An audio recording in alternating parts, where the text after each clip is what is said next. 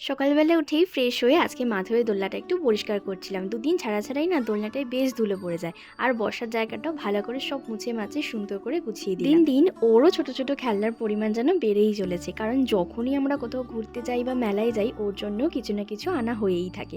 যাই হোক, তারপরে আমার মাধব সোনাকেও পরিষ্কার করে দিয়ে ওকে দিয়ে দিলাম ওর পছন্দের লাড্ডু। দেন আমি মুখে একটা ফেস প্যাক অ্যাপ্লাই করেছিলাম। তারপরে সন্ধ্যাবেলা আমি, কৌশিক আর ওর বোন তিনজনে মিলে একটু ঘুরতে বেরিয়ে পড়েছিলাম।